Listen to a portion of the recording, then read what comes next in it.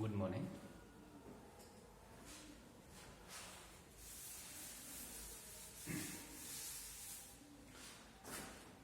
कल हमने different types of spores या स्पोरेंजिया का डेवलपमेंट किस तरह से होता है, सिलेजिनेला में स्पोरेंजियम।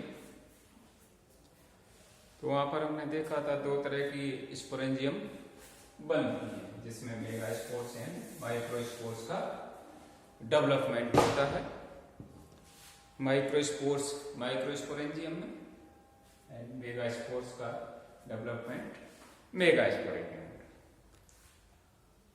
एक माइक्रोस्पोरेंजियम में जो स्पोर्स होते हैं, माइक्रोस्पोर्स, उनकी जो नंबर है वो 600 तक हो सकता है, जबकि मेगास्पोरेंजियम में जनरली 4 मेगास्पोर्स बनते हैं। किसी स्पीसीज में एक ही फंक्शनल रहता है, बाकी जो 3 मेगास्पोर्स होते हैं वो डिजेनरेट हो जाते हैं, और कहीं कहीं पर 2-3 मेगास्पोर मदर सेल्स फंक्शनल रहती हैं, तो 8 और 12 मेगास्पोर्स भी एक मेगास्पोरेंजियम में मिल सकते हैं, लेकिन जनरली 4 मेगास्पोर्स बनते हैं। अब इनका जो स्पोरेंजियम है, इनका डेवलपमेंट किस तरह से होता है। तो जैसा कि हम जानते हैं, तो स्पोरेंजियम का जो डेवलपमेंट होता है वो एक्सिस में होता है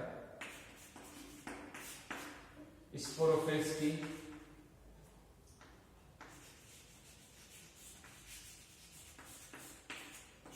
या फर्टाइल लीव्स की एक्सिस में स्पोरेंजिया बनती है, मेगास्पोर्स एंड माइक्रोस्पोर, ये लिग्यूल। अब यहाँ पर जो डेवलपमेंट होता है स्पोरेंजिया का, वो यूस्पोरेंजिया,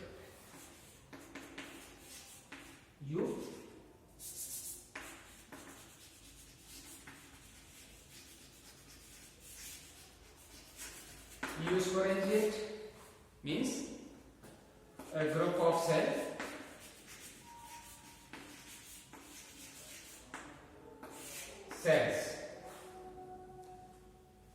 take part in development of sporangium। तो यहाँ पर group of cell sporangial initials के रूप में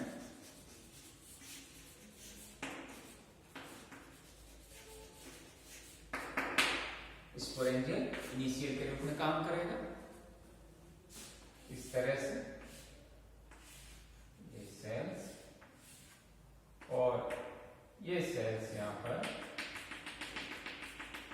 स्पोरेंजियल इनिशियल के रूप में काम करेंगे। इन सेल्स में जो फर्स्ट डिवीजन होगा वो पेरिक्लाइनल डिवीजन।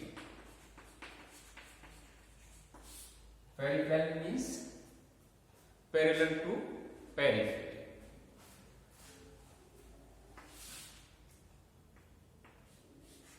बाहर की तरफ जब इसमें डिवीजन होगा इन सेल्स में,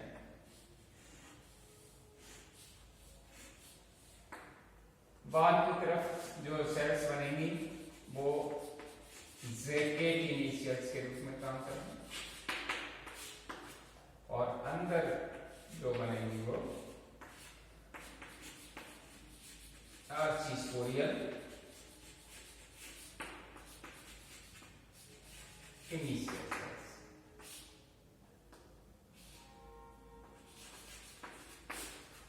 तो यहां पर पेरिक्लाइनल डिवीजन द्वारा इस ज़ैकेट इनिशियल सेल्स एंड आर्चिस्पोरियल सेल्स का डेवलपमेंट होता है।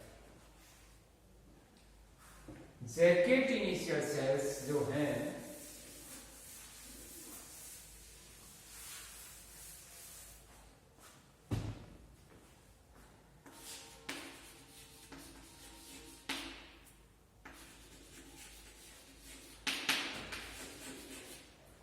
यहाँ पर पेरिक्लाइनल एंड एंटीक्लाइनल डिवीजन होगा और इस तरह से यहाँ पर 2 लेयर जैकेट का फॉर्मेशन होता है।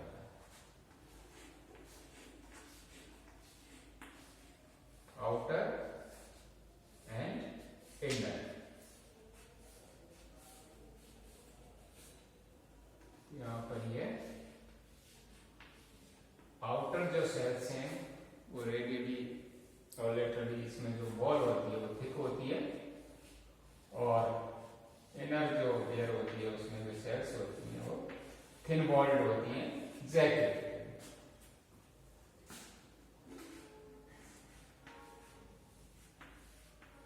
तो शुरू में दोनों तरह की जो स्पोरेंजिया होती हैं उनका जो डेवलपमेंट होता है वो सेम होता है। जैकेट इनिशियल सेल्स में पेरिक्लाइनल एंड एंटीक्लाइनल द्वारा तो 2 layer jacket, outer and inner.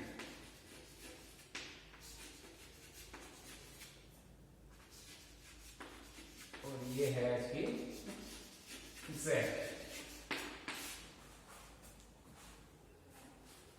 जो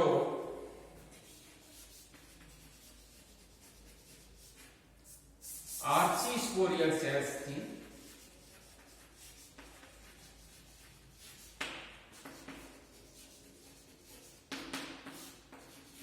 उनमें डिवीजन हुआ और इसके द्वारा मास ऑफ सेल या स्पोरोजीनस टिश्यू बना। इस स्पोरोजीनस टिश्यू में स्पोर मदर सेल्स का निर्माण होगा। Spore mother cells, spore mother cells में रिडक्शन डिवीजन या माइटोटिक डिवीजन द्वारा स्पोर्स का निर्माण होता है। तो स्पोरेंजियल इनिशियल सेल्स, इसमें सबसे जो बाहर की लेयर बनेगी इनसे वो टैपिटम का निर्माण करेंगे।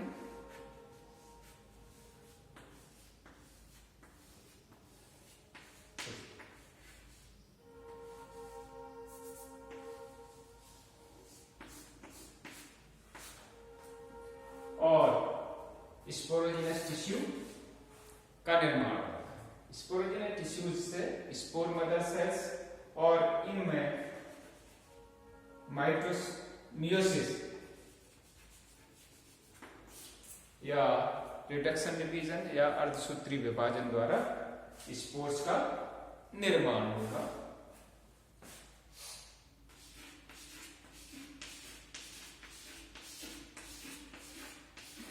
और इससे फिर टेट्रेड्स और स्पोर्स बन जाते हैं। तो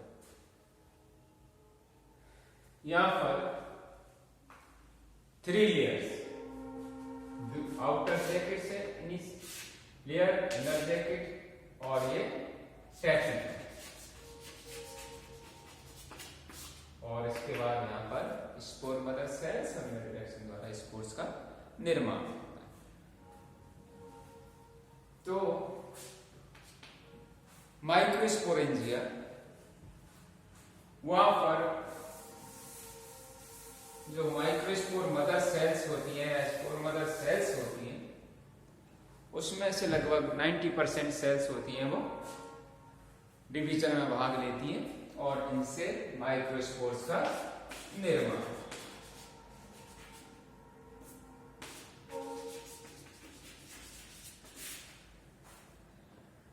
जबकि मेगास्पोरेंजियम जनरली 4 मेगास्पोर्स, जिसमें से कहीं पर एक ही एक्टिव रहता है, कहीं पर 2-3 सेल्स होती हैं और उसमें रिडक्शन डिवीजन द्वारा 8 to 12 मेगास्पोर्स भी बनते हैं। तो इसकी संरचना होती है वो इस तरह से होती है, लोब की संरचना 4 लोब्स इसमें पाई जाती है और इसमें जनरली एक लोब में एक मेगास्पोर रहता है। तो यहाँ पर शुरू में इनका जो डेवलपमेंट होता है दोनों तरह के स्पोरेंजियम का वो समान ही है, लेकिन लास्ट बाकी सब डिजेनरेट हो जाती है या विघटित हो जाती है। सिर्फ एक मेगास्पोर मदर सेल्स एक्टिव रहेगी और उससे ये मेगास्पोर्स का निर्माण होगा। तो इनका जो शेप और साइज होता है वो बड़ा होता है और इनका जो माइक्रोस्पोर है उनका साइज छोटा होता है, क्योंकि इनमें पोषण या न्यूट्रिशन ज्यादा मिलता है। बाकी किस तरह कई तरह का किसी तरह का कंपटीशन नहीं होता है यहाँ पर न्यूट्रिशन के लिए, और यहाँ पर बहुत सारे स्पोर्ट्स बनते हैं, इसलिए यहाँ पर इनमें न्यूट्रिशन के लिए कंपटीशन होता है। तो इस कारण इनका जो आकार है वो छोटा होता है और ये आकार में बड़ा।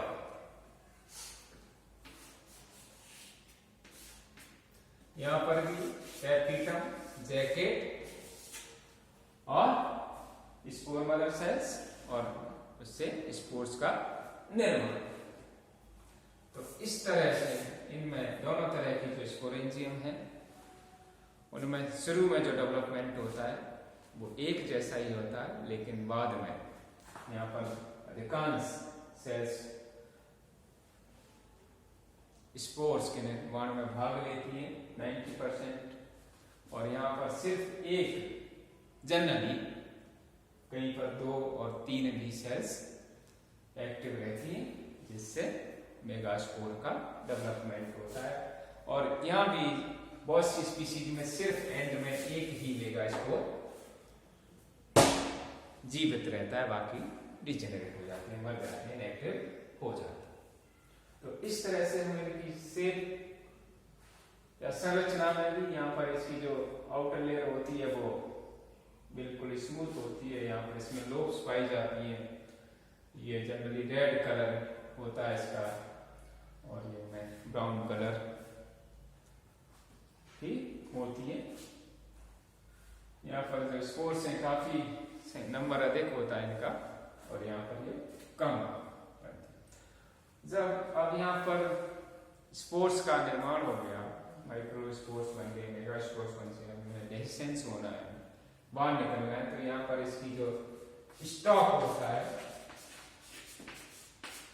यहाँ से ये जो निचली वाली सेल्स हैं इनमें कंस्ट्रक्शन या संकुचन होता है और इससे ऊपर की तरफ यहाँ पर इसमें प्रेशर पड़ेगा, कंस्ट्रक्शन, और यहाँ से इसकी जो सेल्स हैं वो रप्चर हो जाएंगी, टूट जाएंगे और जो बल्ब की तरह कार्य करेंगे और उस वजह से प्रेशर की वजह से कंस्ट्रक्शन या संकुचन की वजह से और इसमें से स्पोर्स बाहर निकल जाए। तो ये सब चीजें डिपेंड करती है वहां पर एनवायरमेंटल फैक्टर किस तरह के हैं और न्यूट्रिशन किस तरह का उपलब्ध है। इसी के आधार पर मेगा स्पोरेंजिया बनेगी या माइक्रोस्पोर्स स्पोरेंजिया बनेगी, ये सब इस पर डिपेंड करता है। उसी में फिर आगे स्पोर्स का निर्माण होता है। तो 2 तरह के spores, microspores and mega spores. आगे इन स्पोर्स का जर्मिनेशन और जर्मिनेशन द्वारा इनमें गैमेटोफाइट का डेवलपमेंट होगा। तो माइक्रोस्पोर मेल गैमेटोफाइट का डेवलपमेंट करेंगे और जिससे फीमेल गैमेटोफाइट बनेगा, जहां पर जीगोनिया एंथ्रेडियम का डेवलपमेंट होता है। किस तरह से इसका डेवलपमेंट होगा, किस तरह से फर्टिलाइजेशन होगा, एंथ्रोजॉइट्स एंड एग सेल का निर्माण, जो हम नेक्स्ट जो क्लास में इसमें डिस्कस करेंगे।